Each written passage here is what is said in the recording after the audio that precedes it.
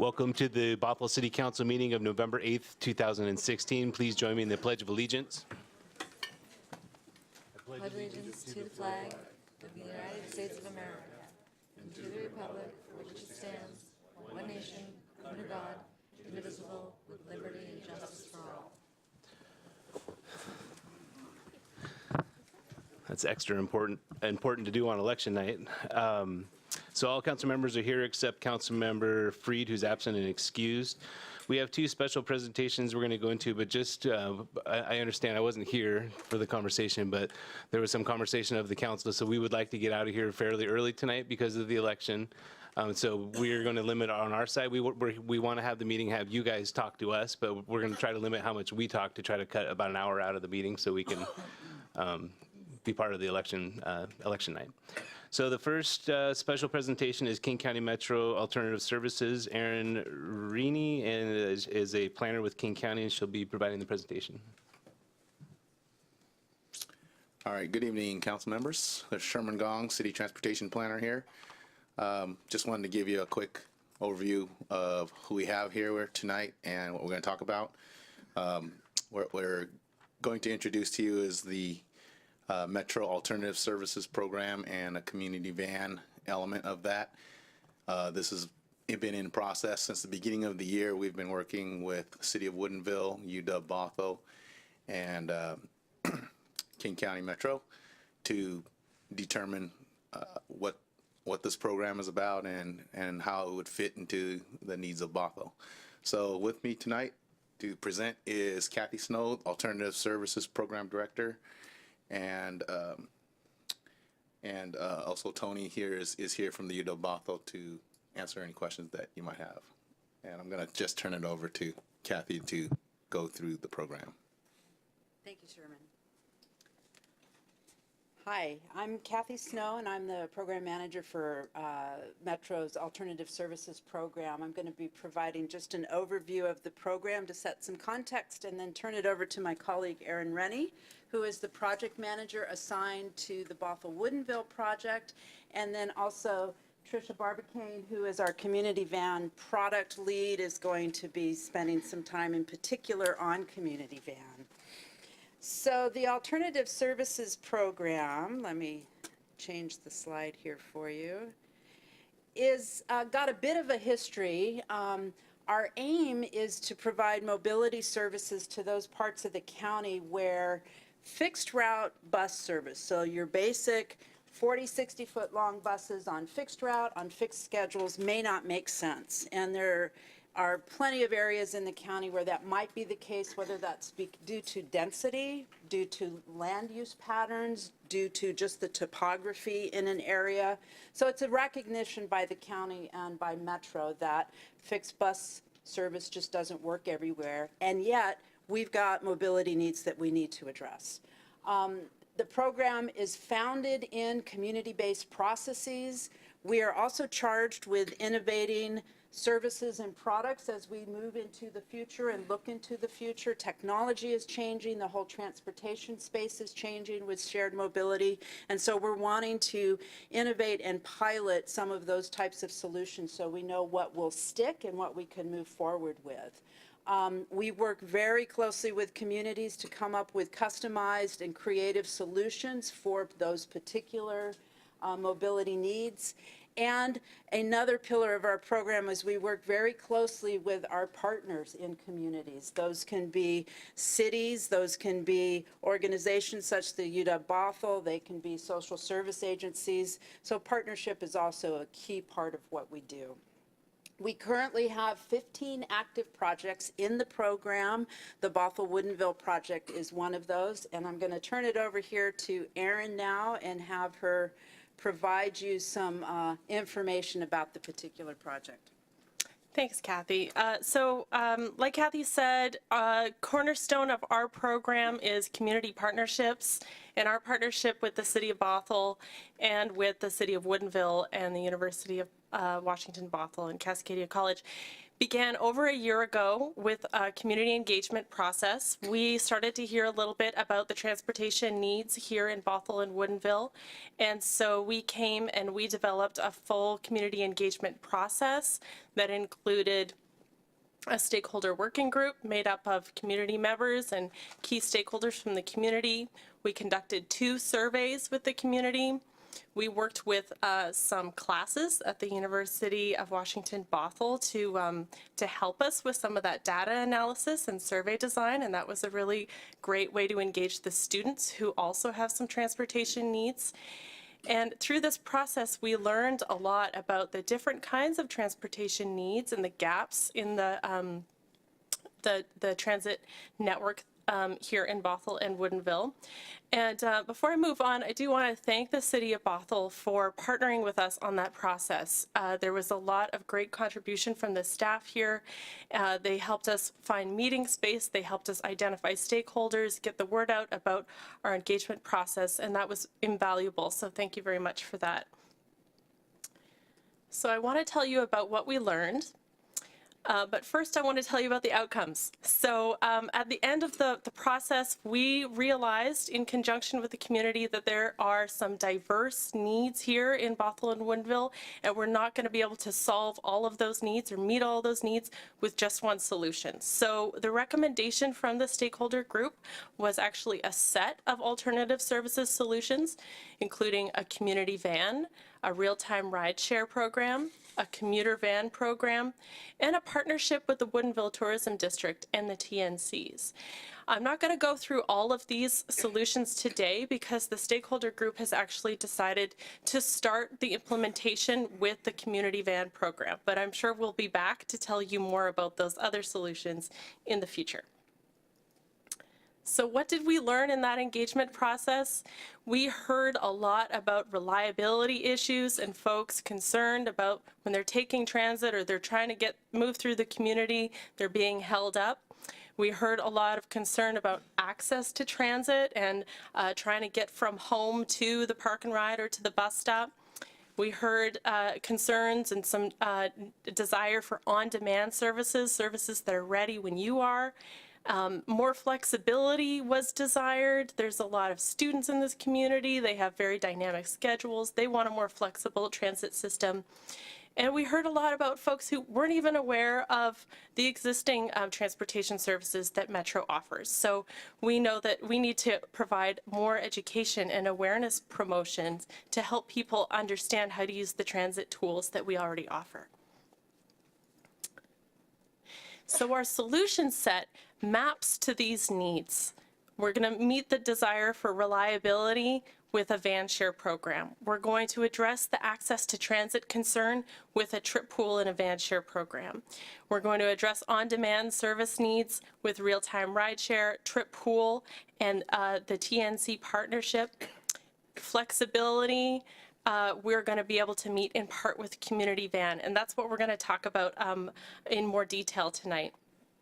And then the education and awareness tools that we're going to bring to you will sort of encompass all of this implementation. We're going to be bringing lots and lots of promotional campaigns to raise awareness about our new transit tools and the existing transit tools. So with that, I want to hand it over to Tricia. Hi there. Hi, I'm Tricia, and it is a pleasure to be here today. I'm going to be talking about Community Van and what is that program about. Specifically, I'm going to be talking about 3 elements of Community Van. So the Community Van service, the community transportation hubs, and the transportation coordinator role. Let's get started. Okay, so what is this community van service? Well, it is provided to your community through a partnership with King County and the city. The service provides pre-scheduled, non-commute group trips to popular destinations, meeting transit needs that are not readily being met through fixed route right now, so the bus. Vans are driven by King County screened and approved volunteer drivers. Volunteer drivers are recruited from your community, And trips are promoted by a transportation coordinator through existing communication channels in addition to a website. How it works is riders request to join group trips through the transportation coordinator. They are picked up at prearranged spots, and then they pay a metro fare. The drivers do not pay a fare. They drive for free. And also I wanted to point out that there are accessible van options available. Okay, so the community hub element, that piece is basically, it's a one-stop shop for people in your community to find out about transportation options that are available. So hubs can be web-based, so they can be a website. They can also be physical kiosks. And information can be passed along to community members through the community transportation coordinator, through special events or telephone, weekly meetups. So at hubs, riders can also find other people who are interested in sharing the ride. And it's also a way for the community to get to grouping trips and figuring out what is important and where you would like to go in these trips. Physical hubs provide these physical locations where people can meet in their accessible locations so that every person in our community has the ability to be there and be present. And it's also a place where the transportation coordinator can go to meet with folks who want maybe a little bit more information or help planning group trips together.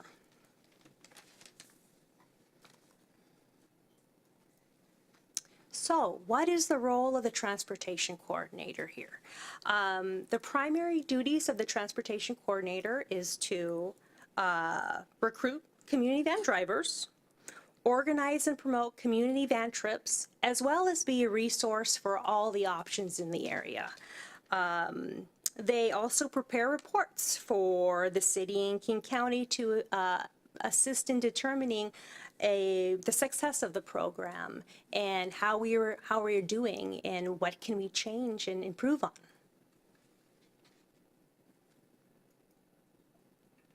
So this last slide that I'm going to be talking about is going to talk about benefits. So what about the community van can benefit your folks and your constituents here? Well, first, it improves local mobility in the community, and it's a community-driven program. Also, there is this is another option for people to travel in the middle of the day, during weekends, and in the evenings when maybe some other public transit options aren't available. Group trips, of course, reduce traffic, which is great for all of us. And community van is another option for people who prefer not to drive or do not drive and still want to use public transportation.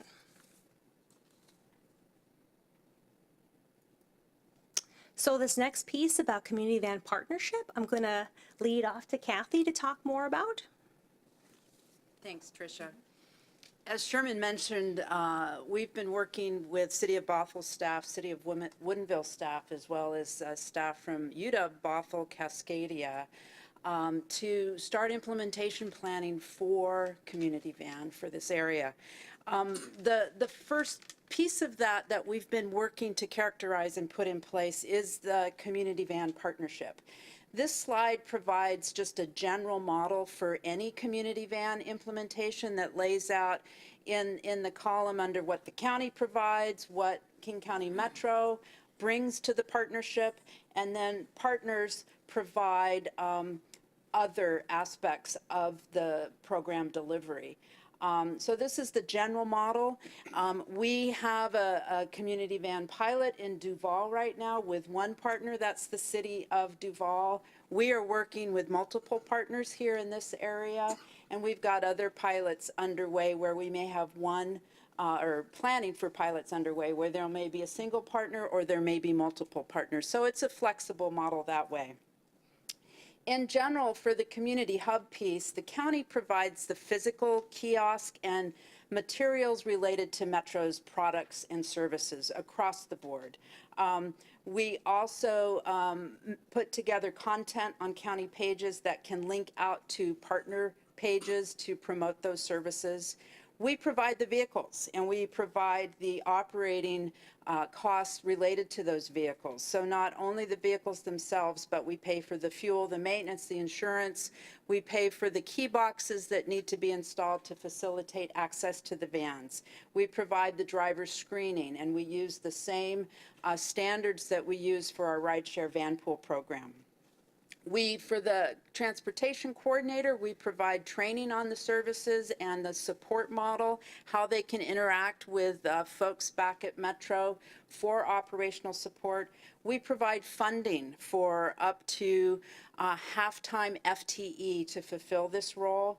And then we also stay engaged and provide oversight for promotion and implementation of the program as long as it's running. Partners in general provide the locations where those physical kiosks for the hubs will be located. Help to promote the program through partner channels. Provide parking spaces for the vehicles so that they're in the community to facilitate those community trips. Defines and prioritizes the group trip types. If the program really takes off, you might have contention for the resources, the vans, and so you may need to prioritize those trips. So that becomes part of the partner's role. Advising the implementation team on community needs, doing the payroll processing and providing the workstation and the phone for the community transportation coordinator. So that role really becomes a function of the partners organization. We provide the salary, but that role really lives in the community at the partner organization. And finally, we look to partners to provide staff oversight for that person in administration of the program. So I want to give you a little bit of insight into what the working team is thinking about for implementing a community van partnership here. We are working towards establishing a single agreement between the county, the city of Woodinville, the city of Bothell, and UW Bothell Cascadia Commuter Services. This agreement would set up a 2-year pilot program. We would put in place a process for collectively, as a team, making adjustments to the service as it grows and takes off so that it becomes successful. And we, as a team, are responsible for monitoring and evaluating it. So as we approach the end of that pilot period, together we are deciding, do we extend the pilot? Does it become something different? If it's not working, do we need to tweak it and put something else out there to try to meet those needs? So that's something we do in partnership with all of our partners. The other part of the thinking so far is that we will have one vehicle parked in each city as well as one on the campus. So those are the 3 in-service vehicles, and then we'd have a spare that is also parked at the campus but could be shared by the cities. We would want to see at least one physical community hub kiosk in each city and one on the campus. UW Bothell Cascadia College Commuter Services is stepping up and offering to house the community transportation coordinator. And so the person would be hired using their hiring processes. The full partnership team would participate in that selection process, but UW Bothell Cascadia Commuter Services would provide the workspace, the workstation, the phone, payroll processing, that day-to-day supervisory oversight. The county would provide funding for the salary of that person and miscellaneous expenses that that person incurs in the course of providing the services. And finally, that community transportation coordinator is not only accountable to his or her boss at UW Bothell, but also to this advisory group, which is representative of the partnership between all of us. So our next step on this are to continue working on our implementation planning and to continue drafting the partnership agreement.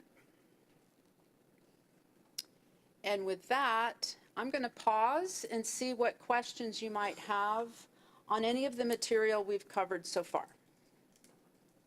Is there any questions from council? Go ahead. That's all I have. Oh, that's all you had. There Oh, aren't okay, I'm more sorry. questions? Okay. Okay. Thank you, Sherman. Okay, well, thank you for your time. That's purpose of that was to give you a heads up on what's coming up. We're working on the agreement, and we'll be bringing that back in about a month for approval and move forward with the program. And we can have more questions at that time. Thank you. Thanks, Sherman. I appreciate you guys working on this. It's important. We need some more transportation options around here, so that's fantastic news. All right, great. Thank you. Thank you. Next on the agenda is a presentation about the Landscape Conservation and Local Infrastructure Program Overview. We have Nicholas Bratton with Forterra. Is he here? Nicholas? Okay, good.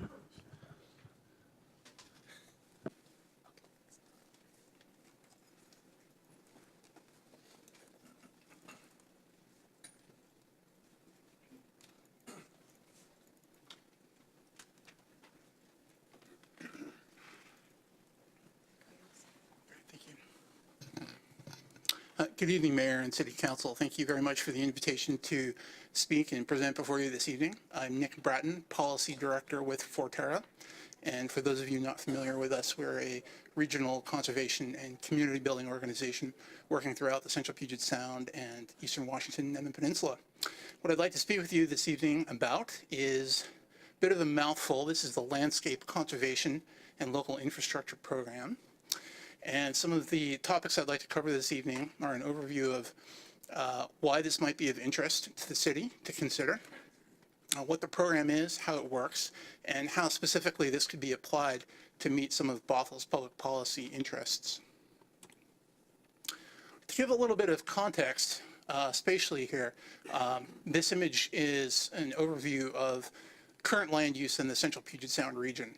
The red lines represent urban growth area boundaries, and you can already see there's a little bit of residential development in the rural areas as we move east towards the Cascades. If we look at how this land use pattern might change in the future, wrong way.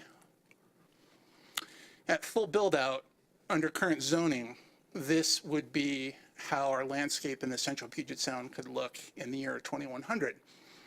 We know there's a lot of growth coming to the region, and this is one possible future of how our landscape could look.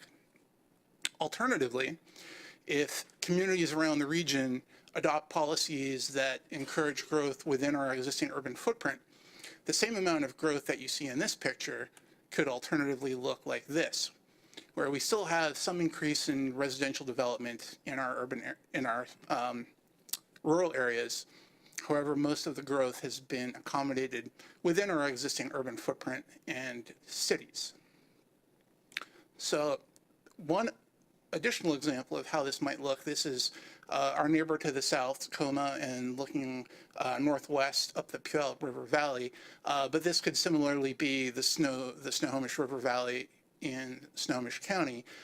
We have a similar example of current land use with a mix of residential and agricultural uses in the rural area. But if built out to suburban densities, we could see a land use pattern more like this, where much of the productive agricultural land in that county has been converted to residential purposes. And similarly, if that growth is instead redirected largely into urban areas, we could see a landscape that looks more like this, which arguably is more sustainable both for environmental health, the health of Puget Sound, and human health for the future of our region. So why would a city want to consider LCLIP? And I'll get into exactly what this tool is and what it does, but kind of keeping at the high level right now, we're looking at the why. So one of the major challenges that we've encountered in our conversations with cities around the region is that they are growing at historic rates, and the existing infrastructure that they have is being stressed and is insufficient to meet anticipated future growth. On top of that, the price tag associated with building new infrastructure tends to be pretty high, and complicating matters, funding is challenging to secure.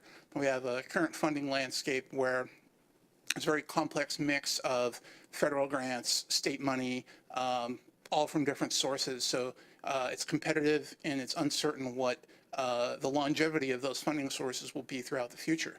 So the question we pose to cities is, what would be helpful to you to create certainty and predictability and diversify your funding sources to pay for infrastructure improvements that can support the growth that you're experiencing?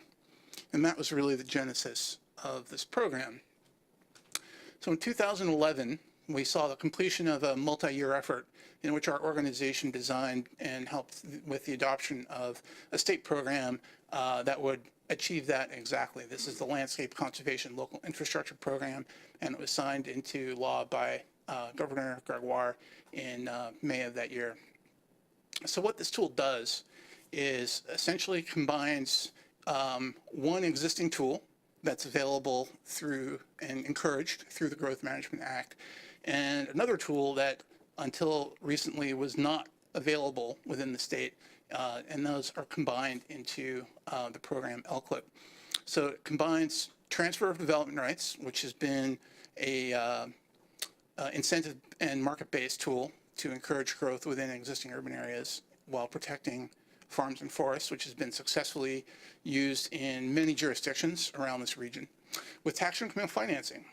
Now this is really the twist, because until this bill was adopted in 2011, Washington was one of 2 states in the country that did not allow tax increment financing. This was restricted under our Constitution. So the twist that allowed for the implementation of a form of tax increment financing, this isn't full-blown TIF as other states use, but it's a form thereof, is because it came with this additional public benefit of permanent conservation of farm and forest land in concert with the financing tool.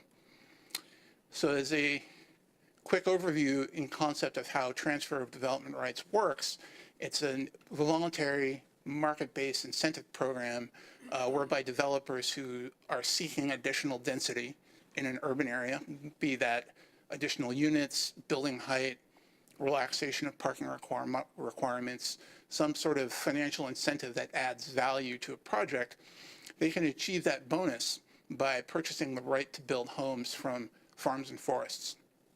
The net result is that the developer has more product to sell or rent. More growth is concentrated in areas where we have services, jobs, schools, infrastructure to support that. And farms and forests are permanently protected.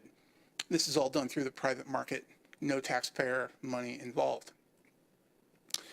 Tax increment financing is a funding approach whereby at the start of using this tool, this is a timed tool with a duration of 25 years. At the start, the city takes a snapshot of what its assessed value is at that point in time, and then within the program area, all new growth that occurs within area designated by a city, the city retains a portion of the property tax on that growth that otherwise would have gone to the county. So this is new money that prior to the creation of this program would have otherwise been unavailable to cities to access.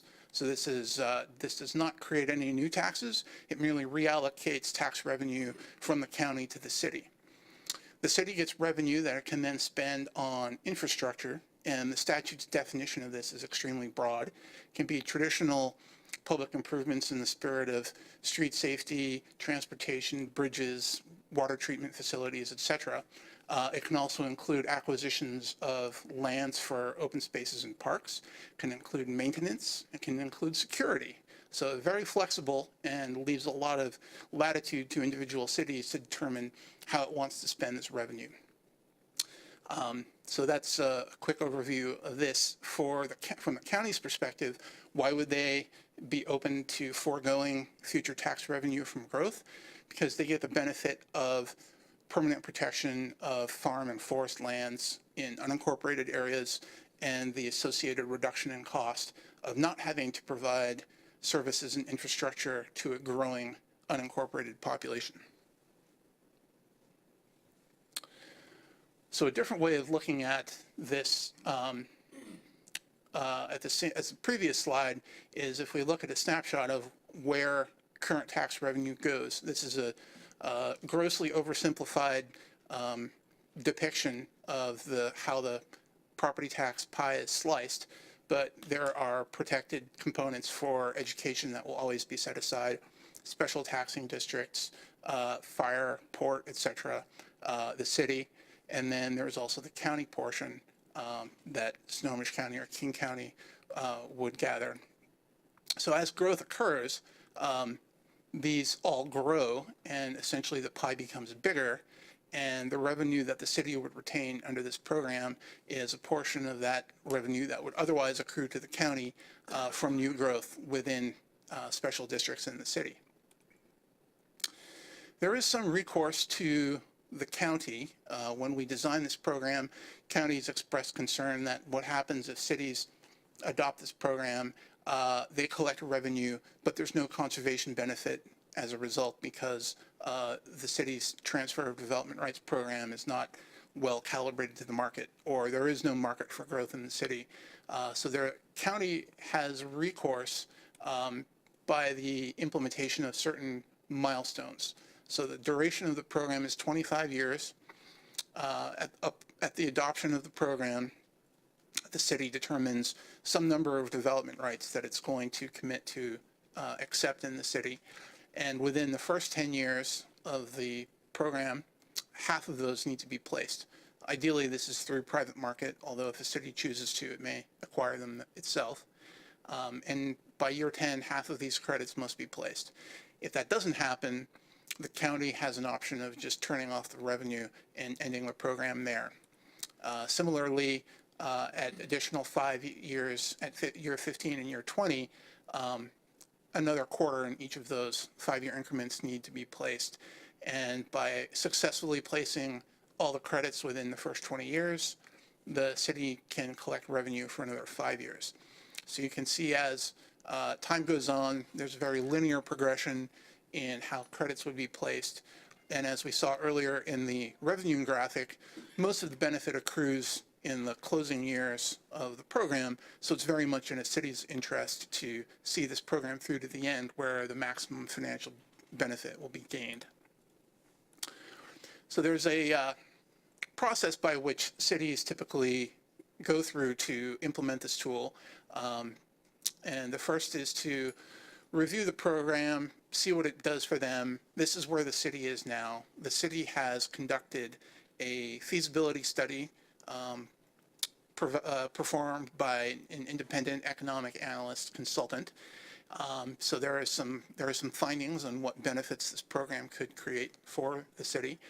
And if the city chooses to proceed, it would identify what types of infrastructure improvements it wants to make with the revenue that the program would generate. Following that, new development would occur. This is likely to happen whether or not the city adopts this tool, but the transfer of development rights component would be used. City collects property taxes, and as a result, forest and farm conservation is achieved, and the city is able to invest in public improvements. So in this continuum, where is Bothell right now? At number 1. Actually at the beginning of number 1. This feasibility study is being completed, and shortly I'll get into the results of some of the high points of what that suggests the opportunities are. But first, who can use LCLIP? The legislation identifies 35 cities in Pierce, King, and Snohomish counties that may use this tool. Collectively, these 35 cities represent about 75% of the anticipated growth under Vision 2040. So this is the overwhelming amount of growth that we'll see along the I-5 corridor through the 2040 planning horizon. The areas that have been identified for conservation are all the red dots on the map. So the cities are all the purple area. The areas for conservation are the red dots. These are all farms and forests of long-term commercial significance. These are not 5-acre hobby horse farms. These are family-owned or commercial farms and forests that are viable and are worth conserving. And so in aggregate across the region, There are about 650,000 acres of these lands that have been identified for protection under the program, and that roughly equates to 24,000 development rights that could go into cities. As for specific opportunities here in Bothell, the 2013 analysis that I mentioned suggests that the new revenue and net present value, so inflation adjusted, could be upwards of $7 million, and the conservation value could be upwards of 3,600 acres. So these are lands in King and Snohomish counties, farms and forests, and this could be $7 million of new revenue. This is somewhat of a conservative estimate, and if the city were to partner with both King and Snohomish counties, that number could potentially be higher. The bulk of this revenue, as assessed in the study, would be coming from growth on the Snohomish County side of the city. So how can the city explore opportunities for placing TDR credits? One is through incentive zoning. So if the city wants to offer additional density or parking relaxations or flexibility in design guidelines, these are all bonuses that could potentially award to developers in exchange for the acquisition of development rights. Another approach is to tie transfer of development rights to the multifamily tax exemption. The 8-year version of this is pretty flexible, and the city could set up a program such that in order to achieve the 8-year tax exemption, developers would need to buy transferable development rights. And the third opportunity is through developer agreements. If there's a major parcel that is going to be redeveloped and that's going to go through a developer agreement, one of the terms of that could include the acquisition of development rights. Partnering with both King and Snohomish counties would be very much to the city's advantage. Both of these counties support the use of this tool. King County is very aggressively courting several cities in King County and would be very supportive of Bothell also considering this tool. Likewise with Snohomish County, they have a countywide transfer of development rights program and would like to see more cities partner with them in finding homes for these credits. So who else is using this tool? Right now, Seattle is the only game in town. They adopted the program in 2013. And if you pass by South Lake Union and look at the cranes all sprouting around there, you'll understand how successful it's been there. Other cities across the 3-county area are in various stages of adoption. In Pierce County, Tacoma is looking at it. Just nearby here, Mountlake Terrace has identified some promising ways to use this tool, and Tukwila, Shoreline, and Bellevue have also conducted implementation studies and are considering using it. So Seattle has taken the lead in actually putting it into practice, and there are a number of other cities geographically dispersed in very different sizes that are also considering using it. So how could this work here? Really the key would be to leverage the private market to get the maximum benefit. If you have developers in the private market who can place these credits and growth occurring that the city can leverage to drive the financing side of the program, then $7 million might be a realistic, if not conservative, target that the city can generate in new funding. Timing is a big question. When do you start? So one of the pieces of advice that we give in working with cities is to consider timing the adoption of the program ahead of or in conjunction with a known project. Certainty of growth is a difficult crystal ball to read. Anything looking into the future around growth is tough to predict. So anything that cities can do to increase certainty in using development rights is beneficial. So by tying the start of this program to a known project, you're getting both a new development that will drive revenue and place credits. So that moves the city forward in both of those lines. And furthermore, county partnerships. The county is foregoing revenue, not all of its revenue, but a portion of it. And so they have a distinct interest in working with cities to define terms and conditions and how this can best suit the interests of both jurisdictions. So a conversation with Snohomish County and King County would be a helpful step. The risks of the program, as this is a big question we often get, what happens if the growth or the market placement doesn't go as projected? Well, first of all, there's no financial penalty. If the city doesn't meet its obligations under the program, there's no fine, there's no fee, there's no penalty for not doing so. Furthermore, there's no repayment of any funds already collected. Once the city collects revenue through this program, it belongs to the city forever. So there's no return policy. The main risk is opportunity cost. That revolves around timing. Cities may wait to determine what are the appropriate conditions. When is it ripe to start this program? And in waiting, they may miss some early opportunities that could really drive revenue in the long run.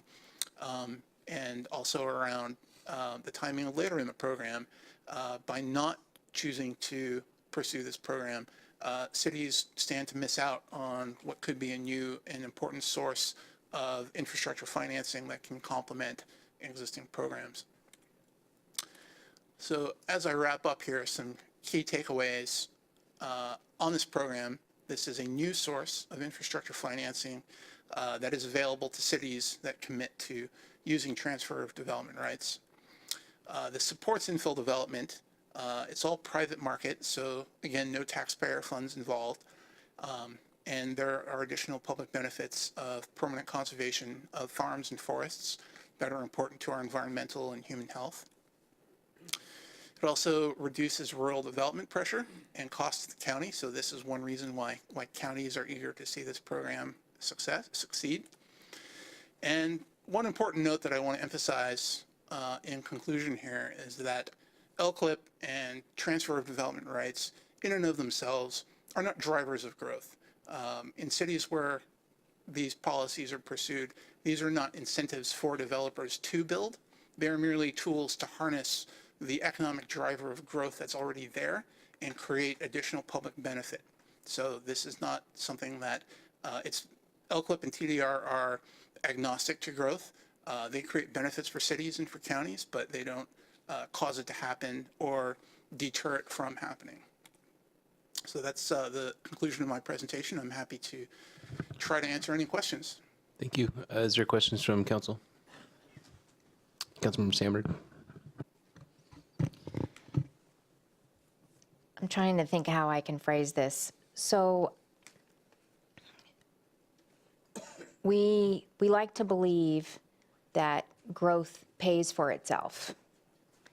And yet everybody in this room has experienced and complained that the growth that we are experiencing now does not pay for itself. And cities do all sorts of things. They try to raise impact fees, and it still doesn't seem to keep up with the need and the cost for infrastructure. And so when you list the risks of the program, the risk of the program that I see is that cities accept density and the tax increment added to the city's budget doesn't offset the true costs of the infrastructure needed to service that growth. And you gave as an example in the Canyon Park area that if we accepted growth, we would see $7 million added to our budget through the increment. And we would save, I don't know if it was 3,600 acres of farmland. $7 million just doesn't go very far to solve the infrastructure problems that we have in this area. And so, although it may feel good to preserve farmland, sometimes it doesn't feel so good when you're sitting in terrible traffic day in, day out without any solutions. And $7 million just in my mind doesn't seem to go very far. So can you respond to that? Tell me where I'm thinking incorrectly? Absolutely. First of all, I wholeheartedly empathize with your scenario. It took me an hour and 20 minutes to reach here from downtown Seattle. So I have some very fresh experience to draw on in that, from that perspective. And you're right, $7 million in the grand scheme of capital improvement budgets it's not a lot of money. I don't know what that could go towards, but this program is not designed to be the holy grail or silver bullet, whatever metaphor you want to use, for solving a city's entire infrastructure funding challenges. It's merely one additional tool that can supplement part of a broader strategy that might include other tools such as LRF and impact fees and grants and transportation funding through PSRC and the state and federal agencies and so forth. So by itself, this is not going to make miles of progress for the city. What it will do is harness growth that's already coming. So if the growth is coming either way, then think of it this way. If the growth is coming either way, we can get $7 million or we can get nothing. So there's this additional public benefit that the city can gain, and that's in addition to the conservation benefit to the region that really defines the quality of life for a lot of people here. People move here because they love the landscape, they love the recreational opportunities, they love the beauty and natural surroundings. And so when that is paved over and turned into subdivisions and residential development, that detracts from the quality of life around the region. So I'd say there are other benefits. Yes, $7 million may not seem like a lot of money, but that's $7 million that the city would not otherwise get. Thank you. Any other questions? Thank you, sir. I don't know if you got here early enough, but we're trying to keep it limited on the council's comments, just because we're trying to hopefully get out of here by 10 o'clock or so. Understood. Thank you for your time. Yep, no problem. Okay, review of upcoming public engagement opportunities.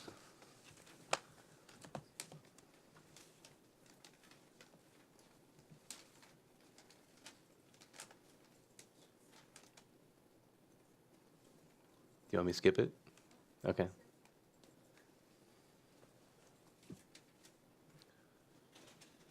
There it is. Okay. Community open house to meet the candidates for city manager will be held on Friday, November 18th from 7 to 9 p.m. here at City Hall Council Chambers. I've gotten quite a few phone calls, actually. It's in our agenda to appoint people to a committee. So that's a whole separate thing where each council member got to choose one individual of the community to put on a committee, but this is an opportunity for anybody that's interested in coming and meeting the candidates and giving us feedback. There'll be feedback cards for anybody that attends, and there's, from what I understand, other cities that have done that, there's lots of little nuggets of really good information that comes, so we really could use your help selecting our next city manager by coming into that event. The city manager interviews are on Saturday, November 19th at City Hall. And like I said, there's a 7-person panel that has been selected by the council from the public. There's a employee panel as well as the council. Obviously, it'll be the third panel. So coming to that, I don't know, city manager, were you trying to get people to come to that are not on the panels? Why is this listed as a upcoming public engagement? Well, clearly, we're encouraging folks to come to the open house on Friday night. The council made the decision, however, that the interviews themselves will be done in public. And so that'll happen in public from 9 until about 3. And then you will close the doors at that point and have the panels then report to you and what they saw and heard and what their thinking is. But, you know, if folks are interested in actually hearing what the candidates are saying during the interviews, it's a public meeting. They're welcome to come and observe. It's not an opportunity for them to comment or participate. That's still the council's purview at that point. Right. Okay, great. Thank you for that clarification. The next one is a joint meeting with the North Shore School District, Tuesday, November 29th from 7 to 9 p.m. here at City Hall. Actually, Mr. Mayor, I thought, we'll have to check on the location. I thought that was going to be at a school district location. Well, is that, you know that for sure, Robin, or? Yeah, we'll have to double check on that. We'll double check We've on got time, but I think it may be at one of the schools. Okay, well, the date's for sure, though, this set, so in time. Okay, that's that. So the meeting agenda approval, is there any changes to tonight's meeting agenda? Oh, I do have one. I was going to pull off the consent agenda AB 16-185, which is the purchase and sale agreement with Fry's Family LLC in the amount of $1.25 million for purchase of one parcel of the North Creek Forest. Is there any other changes to tonight's agenda? Seeing none. How about on the projected agenda?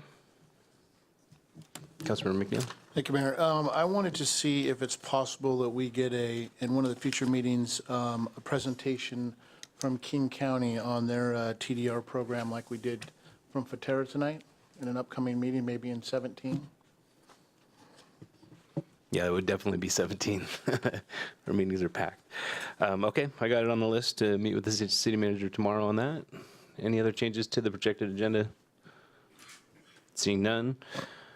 Oh, there we go. Councilmember Spivey. Great, thank you. Just a heads up, I will be unable to attend on the 15th due to the 15th and the 29th due to work commitments.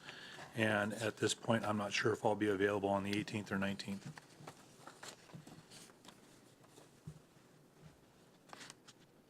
Okay. Thank you. Yep. Anything else on the projected agenda? Seeing none, is there a motion to move the remaining items on the consent agenda? So moved. Moved by Councilmember Agnew, seconded by Councilmember Spivey to move the remainder of the consent agenda. Any discussion on the motion? Go place your vote.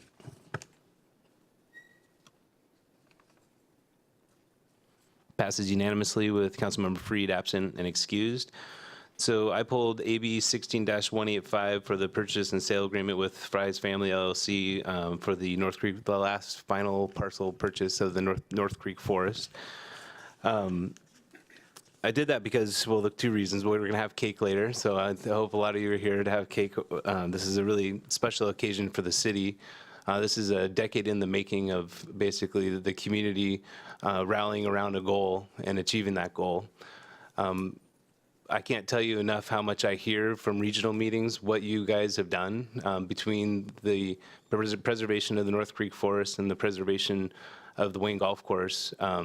You've created community groups throughout the region, basically, that are doing the same thing. They're trying to conserve land, and they're working together to get the government to move and take action to try to preserve areas in our communities. And I think it's really important that you guys know that it's not what you did in itself for Bothell is amazing, but what you've done for this Puget Sound region is huge. I want to take the opportunity to thank people. This started with Help Our Woods and Friends of North Creek Forest, two different community groups that worked to preserve this land. I want to thank Senator McAuliffe, Representative Stanford, and Moscoso for their leadership in the RCO funding of awards. RCO is the Recreational Conservation Office of the state. We received a lot of money through grant processes to get to this point. I also want to thank staff. There's some specific ones. I know Pat Parkhurst was involved. Director Lenhart, I always want to rename you Leonhardt. I don't know why. And then Director Keats, who's our current Parks Director. I wanted to thank him as well. As we go into the future, let's see, make sure I got all my thank yous in there. Okay. As we go into the future, I think these preserved lands are going to be a huge asset to our city. As was just discussed in the last presentation, we're going to see less and less and less open spaces and areas to connect yourself with nature.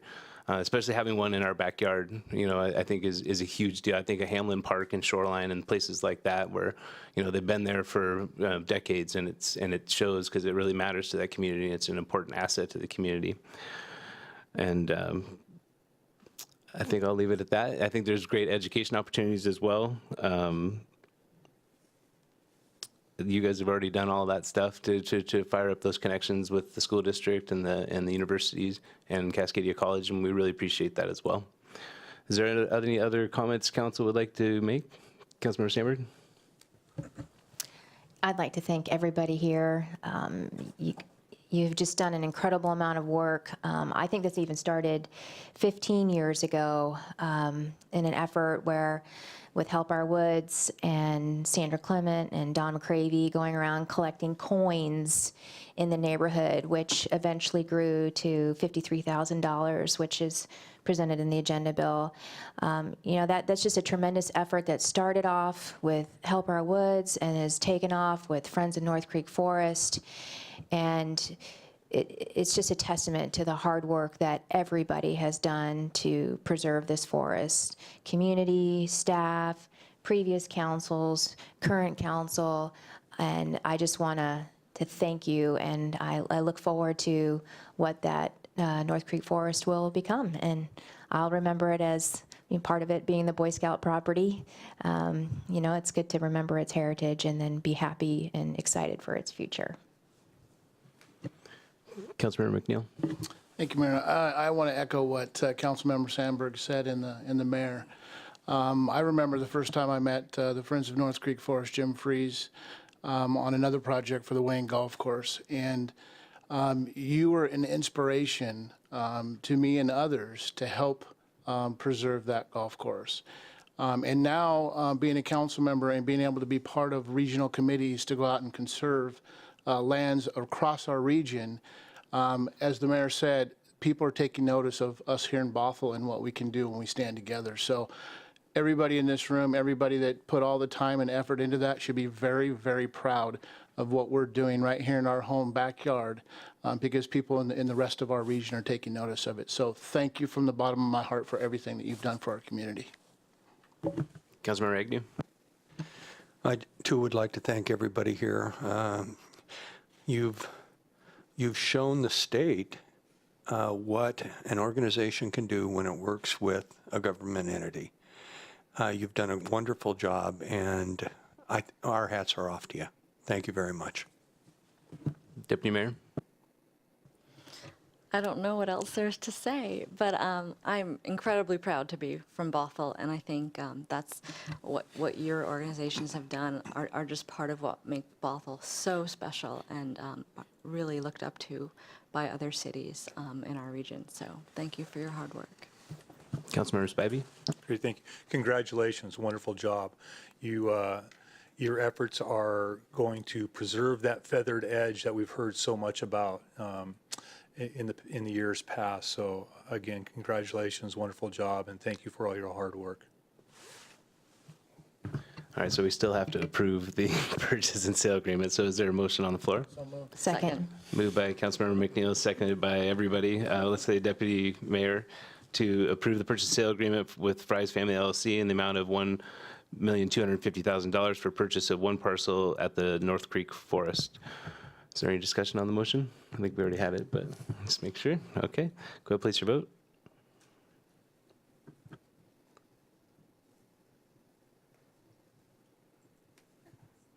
Passes unanimously with Councilmember Freed absent and excused. So I meant it. We really did actually buy cake. We hope that you guys will join us for cake. We're going to take a recess until 7:15 and come down and chat with you guys. So thank you for everything you've done.